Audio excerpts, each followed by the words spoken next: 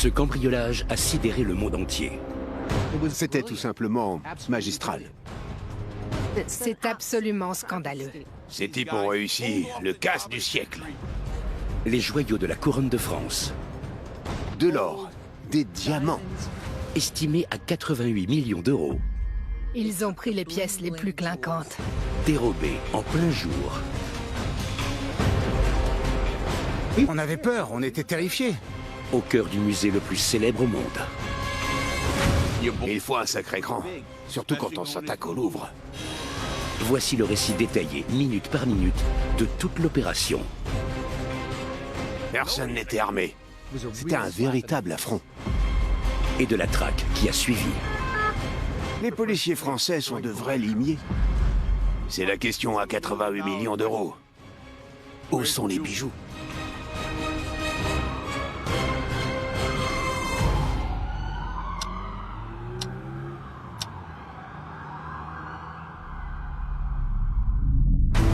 Le Louvre est le plus grand musée du monde. Il s'étend sur plus de 70 000 mètres carrés.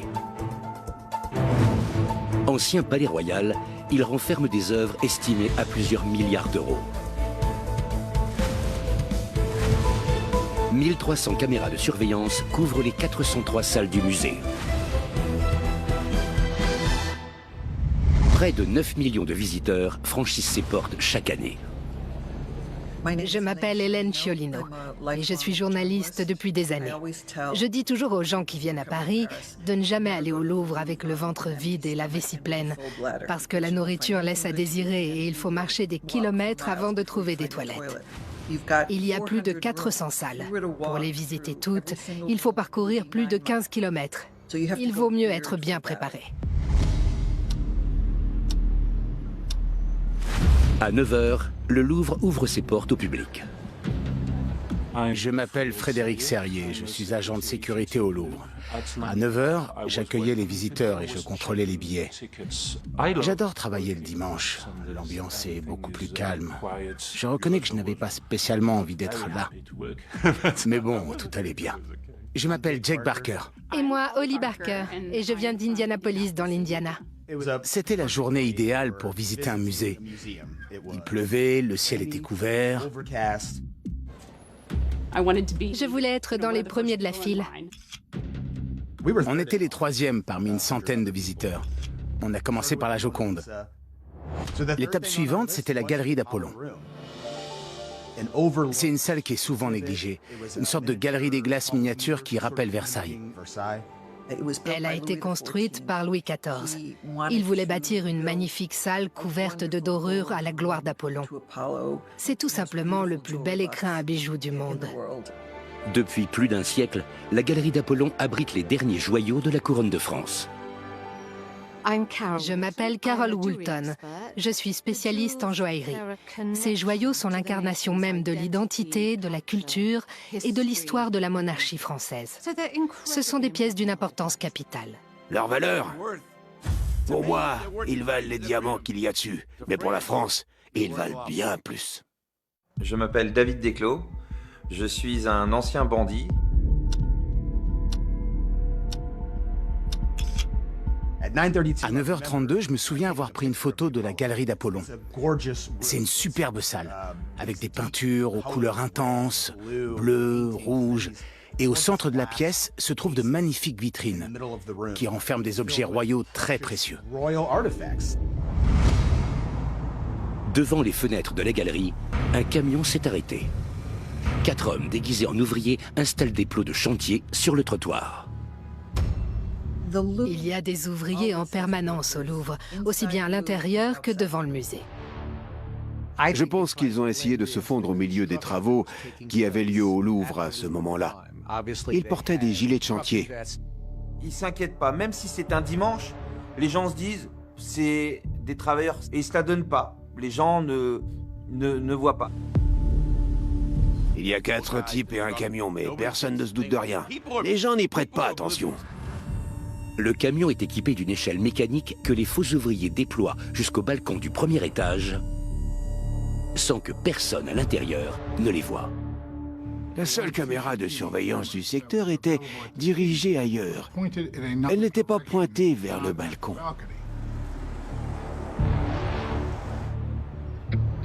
Le casse a commencé, en plein jour. Une fois que c'est lancé, on peut plus s'arrêter. Tu dois y aller. Donc, même s'il y a l'adrénaline, le trac, le culot et l'audace prend le dessus. On se dit, allez, c'est parti. On ressent une montée d'adrénaline. À ce moment-là, je ne pense pas au risque de se faire attraper, ni même au butin. Je suis juste en train d'espérer que mes gars vont assurer. C'est un groupe qui doit être comme ça. C'est un groupe de gangsters qui doit vraiment se soutenir et avoir confiance en eux. Est-ce que les mecs de mon équipe vont être capables de gérer la pression? 2 hommes montent au balcon pendant que 2 complices attendent en bas sur des scooters.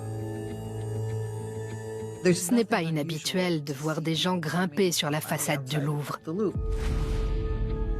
Les positions très importantes sont sur les 2 hommes en scooter en bas, qui doivent rester sans paniquer parce qu'ils ne voient pas ce qui se passe là-haut. Et eux, là-haut, ils comptent sur ceux qui sont en bas. Les hommes sur le balcon se préparent à briser la fenêtre. Là, ça va être le coup qui va me faire être riche, plein d'espoir et on espère que tout va bien se passer. Et on fonce. Dans la galerie d'Apollon, personne ne se doute de rien. Je me rappelle très bien avoir admiré ce collier d'émeraude qui appartenait à la 2e épouse de Napoléon. Je le trouvais magnifique. On était entrés dans la galerie à 9h32 et 2 minutes plus tard, j'avais déjà bien avancé dans ce long couloir. Jake, lui, était toujours devant la vitrine située au milieu de la pièce.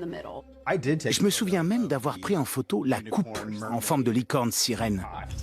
Il était 9h33.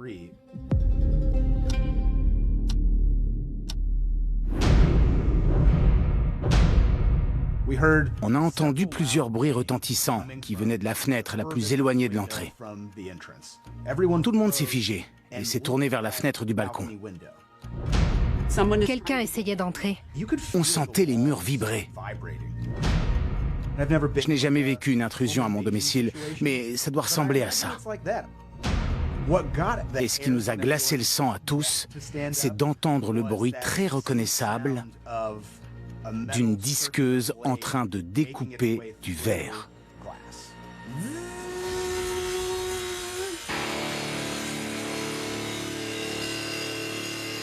Leur priorité, c'était de découper la vitre. Ils étaient survoltés parce qu'ils savaient que le temps était compté. Quand tu fais un casse, tu sais précisément combien de temps tu as pour entrer et sortir. À la seconde où la lame touche le verre, l'alarme se déclenche.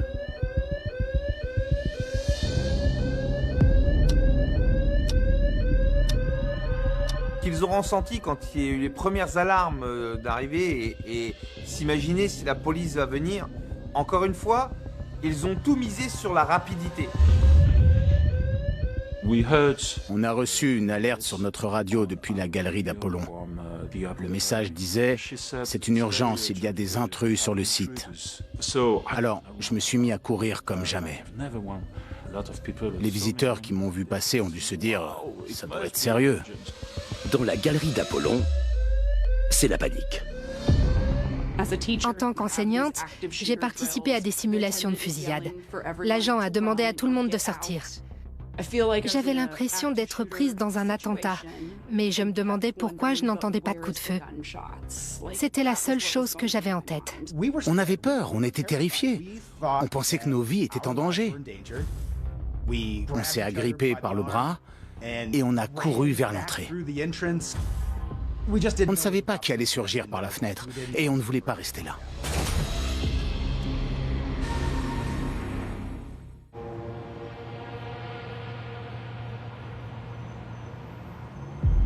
« 30 minutes après l'ouverture, 2 hommes masqués munis de disqueuses pénètrent dans le plus grand musée du monde, le Louvre.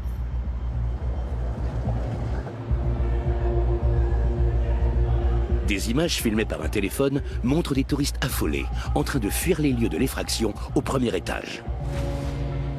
On nous a ordonné de courir, et c'est ce qu'on a fait. On s'est pris la main et on est sorti de la pièce. Dans la galerie d'Apollon, les intrus brandissent leurs outils comme des armes pour intimider les gardiens. Les agents de sécurité du Louvre ne sont pas armés, et ce n'est pas leur rôle d'affronter des individus. Ils ne sont pas formés pour intervenir en cas de cambriolage. On ne peut pas se battre contre qui que ce soit. On n'est pas des policiers. Ça ne fait pas partie de notre travail de faire face à des criminels. Aucun agent n'était armé. Je trouve ça complètement sidérant. J'ai vu un employé du Louvre tirer une sorte de grille métallique pour fermer l'accès à la galerie d'Apollon. Je me souviens qu'il avait l'air paniqué.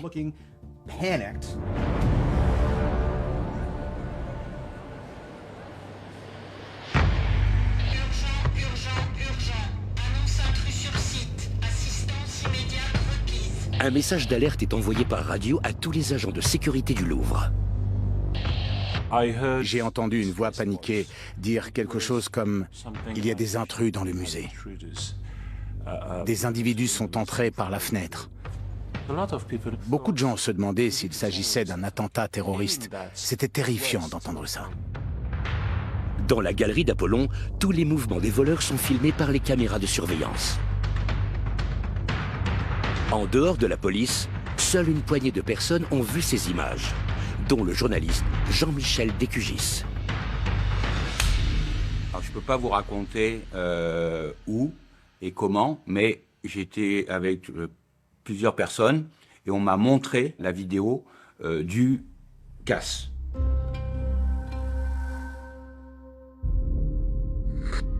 On voit ce braqueur courir directement sur la vitrine. Ensuite, il y a le deuxième braqueur qui a un casque gris, mais lui, il va y aller en marchant dans l'autre vitrine.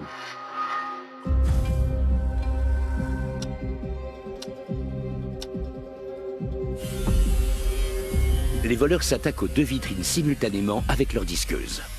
À l'intérieur se trouvent les joyaux de la couronne de France, dont 2 colliers de diamants, un diadème de perles et une couronne vieille de 170 ans, sertie de plus de 1000 diamants. Leur valeur estimée, environ 88 millions d'euros. Ils avaient bien préparé leur coup. Ils savaient exactement quelle vitrine cibler.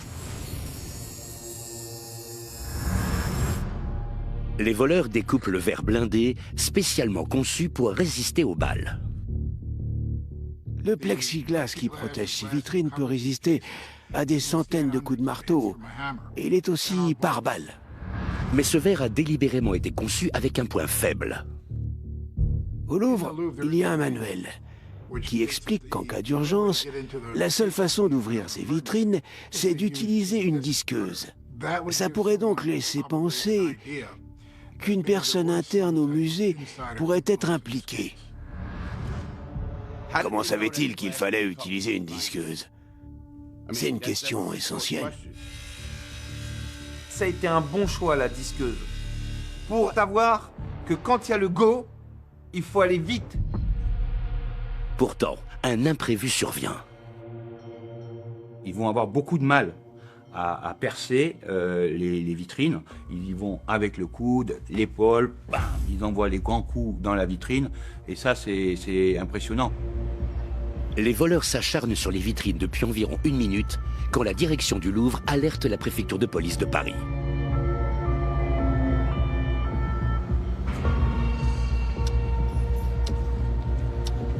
Pressé par le temps, le commando doit s'emparer du butin et s'enfuir le plus vite possible. Ne pouvant pas intervenir, les agents de sécurité collectent des preuves en les filmant discrètement. Ils continuent à travailler sur les vitrines, alors que derrière, il y a les agents de sécurité, les gardiens, ils osent pas vraiment. Cela fait bientôt 2 minutes que les voleurs sont entrés dans la galerie. Mais ils ne sont toujours pas venus à bout du verre qui protège les bijoux. À ce stade, ils ont dû se dire qu'ils étaient sur place depuis un peu trop longtemps. Ils ont donc accéléré le rythme, probablement sous l'effet de la panique. La panique peut être là, parce que ces 3-4 minutes pour toi, elles te paraissent des heures. Paniquer et perdre ses moyens est la pire des choses qui puissent arriver pendant un casse. C'est difficile de garder son sang-froid. Le commissariat le plus proche est à moins d'1 kilomètre. Les forces de l'ordre seront bientôt sur place. Les voleurs se montrent de plus en plus agités. On en voit un, celui qui a le gilet jaune, il va donner des grands coups de coude pour essayer de briser la vitrine. Après avoir travaillé avec la disqueuse, il envoie des grands coups de coude. Après plus de 2 minutes, la force brute finit par payer. Il arrive à faire un trou et il passe sa main, on voit sa main passer dans le trou de la vitre et ramasser les bijoux. Et là, il a une espèce de banane autour du cou et il met les bijoux comme ça. Mais le casse n'est pas terminé. Et ensuite, il y a le deuxième cambrioleur qui est sur l'autre vitrine et lui qui a du mal, beaucoup plus de mal, il n'arrive pas à briser la vitrine. Et le gilet jaune va l'aider et il va en arriver à faire une petite fente en bas de la vitrine et ils vont passer la main comme ça et ils vont récupérer quelques bijoux qu'ils vont aussi mettre dans la banane autour. Normalement, on ne range jamais plusieurs bijoux dans le même sac parce que les diamants peuvent se rayer entre eux. Mais ils les ont tous balancés ensemble.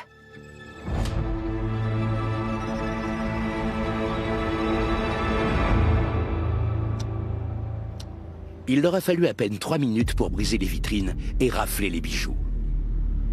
L'arrivée de la police est imminente et les voleurs abordent l'étape la plus dangereuse de toute l'opération.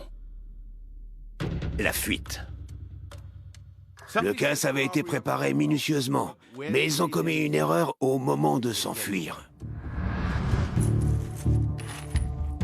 Ils vont partir en courant avec les bijoux et ils vont faire tomber des bijoux par terre. Et donc il y en a un qui va les ramasser et ensuite ils vont partir en courant et ressortir par le même endroit, par la fenêtre. Pourquoi est-ce que ces types ont commencé à paniquer une fois les bijoux en main? Sans doute parce qu'ils étaient surexcités et ne pensaient pas qu'ils allaient réussir. Un témoin filme leur fuite spectaculaire avec son téléphone. Ils paniquaient. Ils regardaient de tous les côtés pour savoir par où s'enfuir. Dans la rue, environ 6 mètres plus bas, 2 complices les attendent sur des scooters, prêts à s'enfuir. La police! Les voleurs les rejoignent et ils filent à toute allure dans la circulation matinale. Que s'est-il passé? Comment est-ce possible?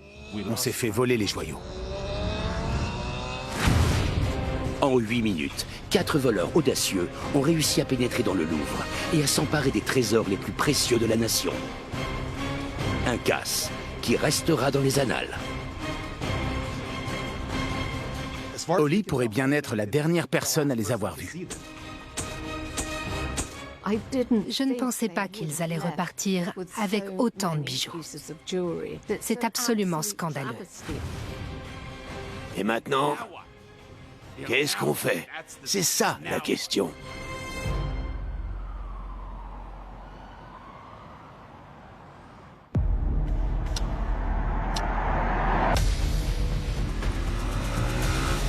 À peine 4 minutes après leur intrusion au Louvre, les voleurs s'enfuient. Ils devaient quitter les lieux le plus vite possible. Les scooters très rapides, c'est ce qu'il y a de mieux ça se fond dans la circulation, pas d'embouteillage, c'est rapide, efficace.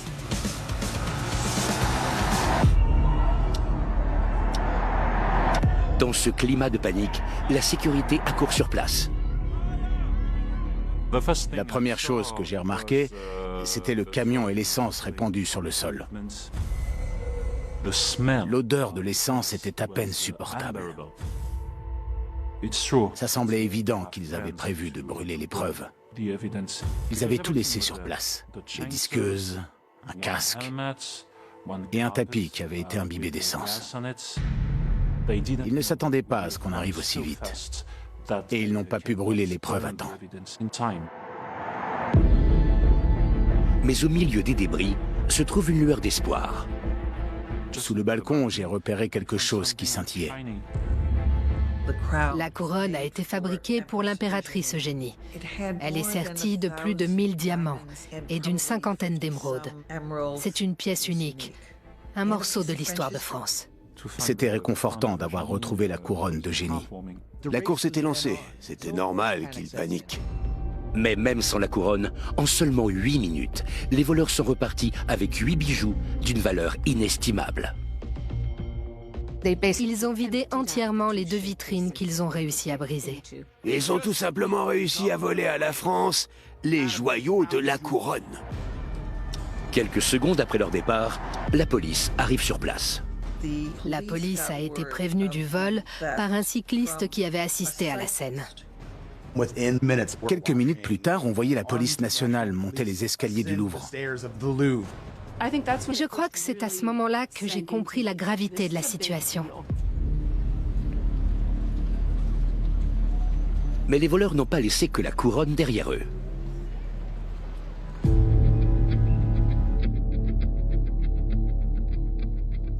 Ce sont les traces ADN qui parlent, et puis lorsque ces traces ADN sont recueillies, eh bien, on les compare. S'il y a bien un domaine où les Français excellent, c'est l'analyse ADN. Les enquêteurs français ont relevé 150 échantillons en lien avec ce crime. Ils pensaient s'en tirer après avoir laissé leur ADN partout. C'est à ça qu'on voit que ce ne sont pas des pros. Tu montes pas sur un coup comme ça sans extincteur, pour l'ADN et les empreintes. Une fois qu'on avait fini, extincteur. Bah, ils peuvent pas incendier, ils laissent l'ADN et voilà. Tout ça, il manquait un niveau, il manquait un petit niveau au niveau de la préparation. Quelques instants après le déclenchement de l'alarme, une équipe d'experts est mobilisée pour retrouver les auteurs du crime. Ils ne récupéreront pas les bijoux tant qu'ils n'auront pas arrêté les responsables. La police française prend l'affaire très au sérieux. Plus de 100 enquêteurs ont été mobilisés et Interpol a été saisi. L'enquête a été confiée à la BRB, la brigade de répression du banditisme, une unité d'élite. Ce sont de vrais limiers. Ils quadrillent le terrain et débusquent les criminels.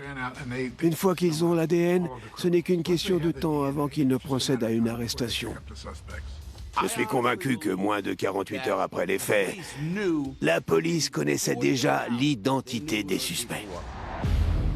C'est sûr qu'à partir du moment où les gens sont identifiés, il y a 2 solutions. Soit on va les arrêter tout de suite, ou soit on les surveille. Et donc c'est l'option qui a été prise parce que en les surveillant, on pouvait voir les relations qu'ils avaient et essayer de trouver l'ensemble.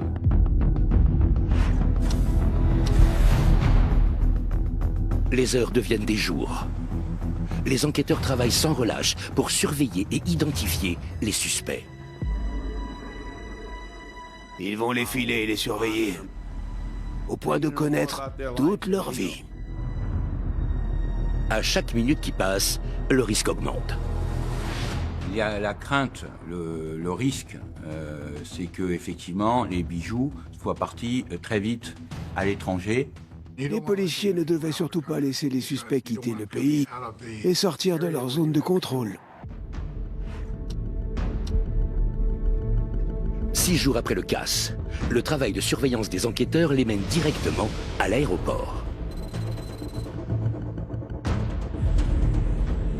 En mettant sur écoute la famille, les proches, etc., ils ont su qu'il y en a un suspect qui était algérien, qui allait partir en Algérie, et ils l'ont interpellé à l'aéroport au moment où il allait embarquer sans aller-retour.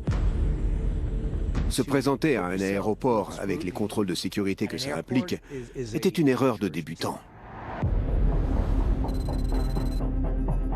« 40 minutes plus tard, la police procède à une interpellation dans la banlieue parisienne. Aubervilliers, c'est une ville très pauvre et un quartier qui est spécialisé où beaucoup de voleurs qui sont de là. Ils ne vivaient pas dans un quartier huppé. C'était des mecs de la rue, comme moi. Ces quartiers situés en périphérie de Paris sont souvent qualifiés de banlieues sensibles. Et apparemment, les suspects interpellés par la police étaient considérés comme des petits délinquants, des voyous de bas étage. Ce ne sont pas des pros, ce sont des voleurs. Et ils ont un sacré cran, mais ce ne sont pas des professionnels. C'est ça qui rend encore plus mystérieux et incroyable l'histoire. C'est que ce cambriolage hors norme, spectaculaire, ait pu être commis par une petite main.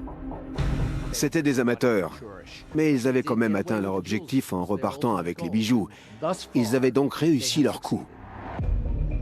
Le temps presse et les deux suspects sont placés en garde à vue.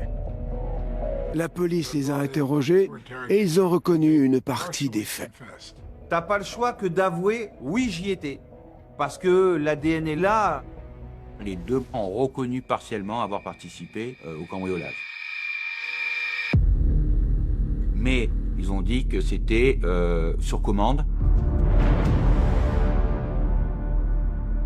Les preuves s'accumulent et la police resserre l'étau autour des autres suspects.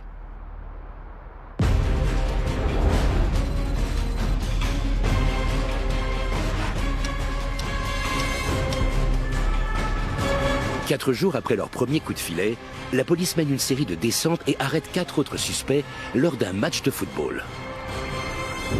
Le fait qu'ils aient été arrêtés pendant un match montre qu'ils se sentaient suffisamment en confiance pour croire qu'ils allaient s'en tirer. Et pour moi, ça prouve surtout qu'ils n'avaient pas peur de la police française.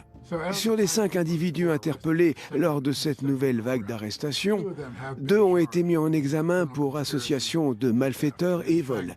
Ils se connaissaient bien. Ils faisaient partie de la même équipe.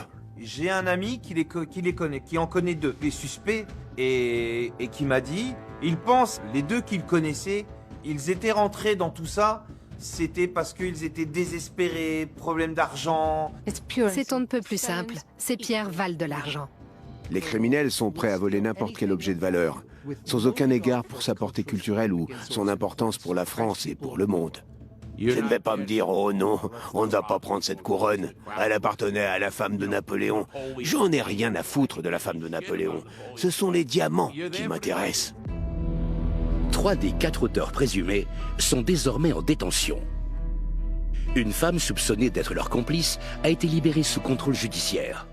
Mais si les suspects ne sont que des exécutants, comme ils l'affirment, une question essentielle demeure. C'est la question à 88 millions d'euros. Où est le cerveau de l'opération? Des voleurs ont réussi un casse dans l'un des musées les plus prestigieux au monde. Mais il semblerait que le cerveau de l'opération court toujours. Le cerveau, il est... on ne sait où. En tout cas, il n'est pas encore arrêté. J'imagine qu'il doit être convaincu d'avoir réussi son coup et d'être passé entre les mailles du filet. Alors que la police traque sans relâche les auteurs, Jean-Michel Descugis révèle au grand jour l'identité de l'un des suspects, placé en garde à vue.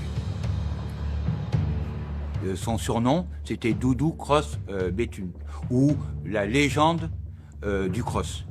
Il a quitté l'école en 4e et il est tombé dans la délinquance.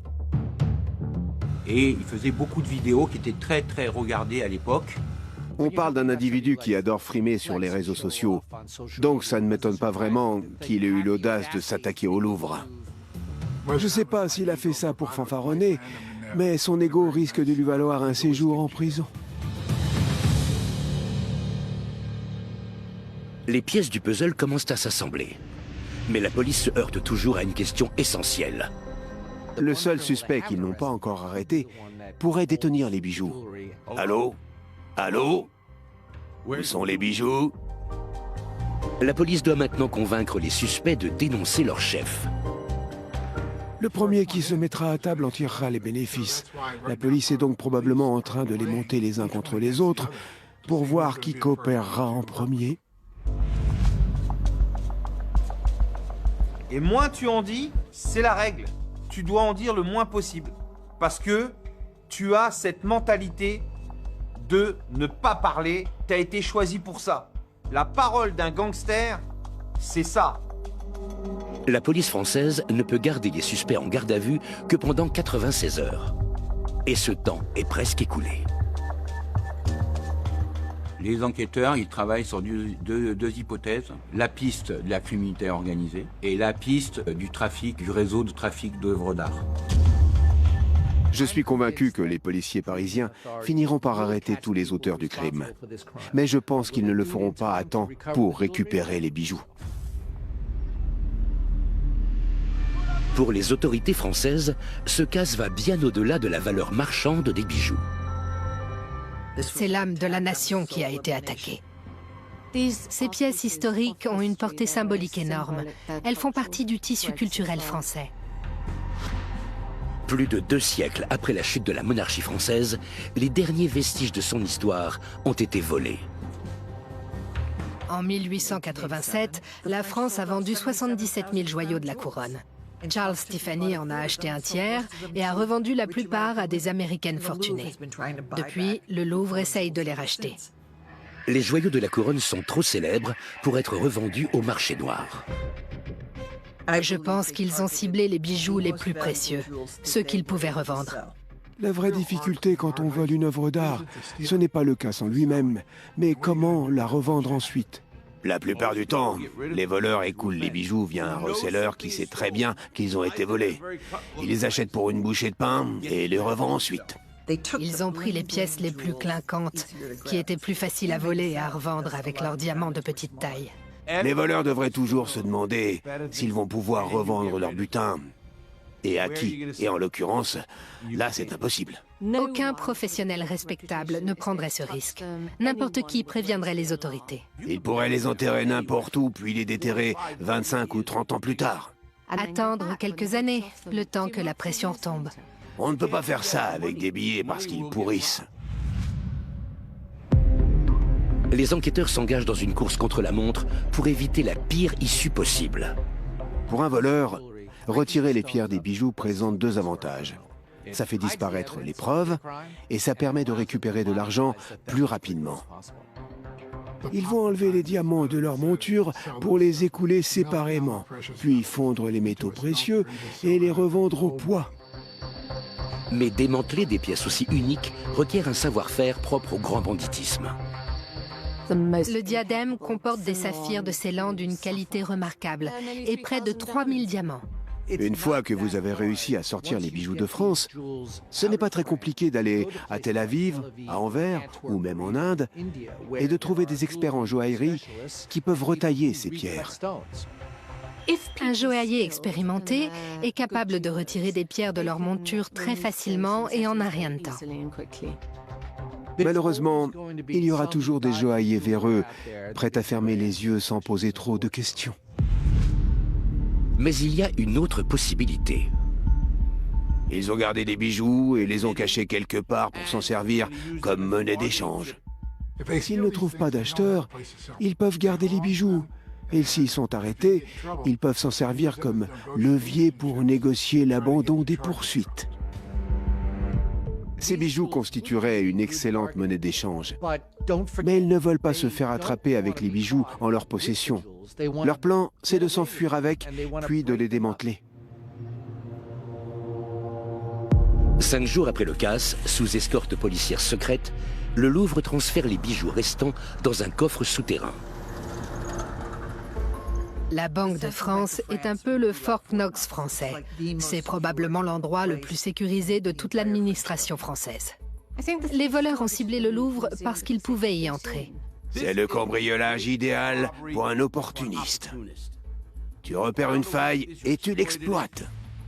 Et quand l'occasion se présente, il y a 6 points à considérer pour réussir un casse. Le premier point, le lieu.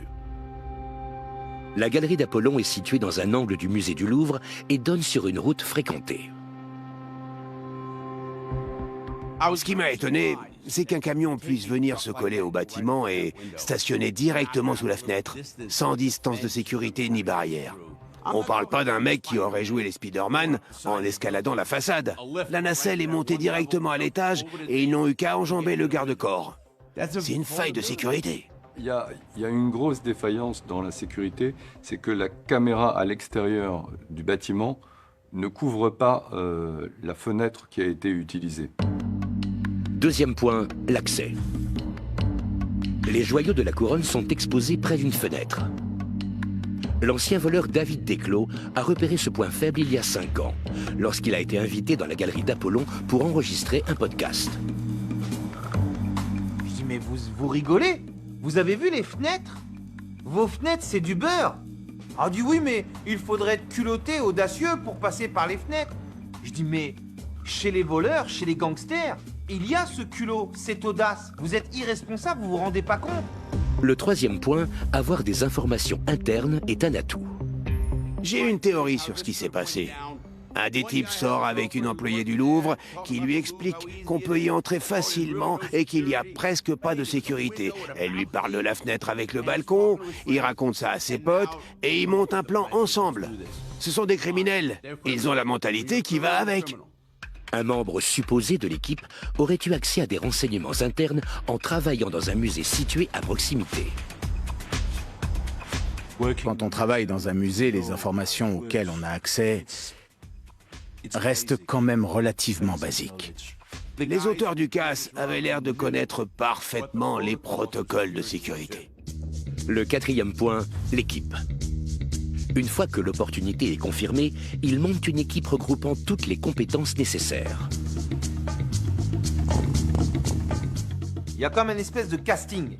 Les pilotes de scooter qui soient des bons pilotes. Celui qui a la disqueuse qui a vraiment le poids, enfin, emploie chaque personne à son poste. Tu passes en revue le rôle de chacun, toi tu feras ça, et tu leur fais répéter encore et encore jusqu'à ce qu'ils disent « c'est bon, j'ai pigé ». Et tu recommences. Le cinquième point, le plan. Une fois que l'équipe est constituée, ils repèrent les lieux pour élaborer le plan. On cherche les bijoux les plus riches, quoi, qui vont rapporter le plus. Pour les criminels, le patrimoine culturel n'a aucune valeur. Eux n'y voient que des bijoux, de l'or, des diamants, de l'argent. Ils ont dû aller au Louvre à plusieurs reprises pour faire le repérage. Il est intéressant de noter qu'ils n'ont pas pris la couronne de Louis XV. Les voleurs devaient savoir que les pierres dont elle est ornée sont fausses. Et le sixième point, le matériel. Un casse nécessite d'avoir le bon équipement. En fait, ça a été un bon choix, la disqueuse. Tu peux acheter ça dans n'importe quel magasin de bricolage. C'est un outil plutôt basique. Et bien sûr, t'es obligé de t'entraîner avant. Nous, on s'entraînait. Par exemple, sur les coffres-forts, on avait des endroits où il y avait des vieux coffres-forts et on s'entraînait pour voir, pour être rapide. Il ne leur reste désormais plus qu'à trouver comment accéder au balcon. Un entrepreneur avait proposé de louer la nacelle. Ils ont répondu à une petite annonce dans le site Le Bon Coin. Et 2 motards sont arrivés, cagoulés, et ils ont menacé le propriétaire de la nacelle et ils l'ont volée. Ils ont d'abord songé à la vendre pour se faire un peu d'argent. Puis leur est venue l'idée de l'utiliser pour atteindre le balcon qui donne sur la salle des joyaux. Ça a été le déclic. L'opération a été lancée. Ils ont le lieu, les informations internes, l'accès, l'équipe, le matériel et le plan. Le plus grand casse de notre époque est désormais lancé. C'était tout simplement magistral. Ce n'était pas non plus un coup de génie, mais leur plan était brillant. Le plan était bon, mais l'exécution, catastrophique. C'était un travail bâclé.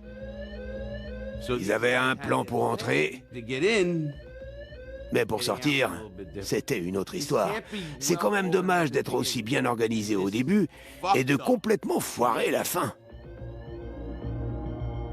Le casse ne s'est pas déroulé exactement comme prévu. Des suspects ont été arrêtés, mais les bijoux, eux, sont toujours dans la nature. Si l'un des auteurs du crime regarde ce documentaire, j'ai un message pour lui. Rendez les bijoux. Que des voleurs s'attaquent au Louvre, c'était un véritable affront. Ça devrait être un avertissement pour tous les musées.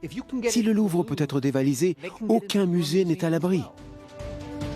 Holly pourrait bien être la dernière personne à les avoir vus. Je trouve ça profondément triste qu'une pièce aussi historique ait été volée.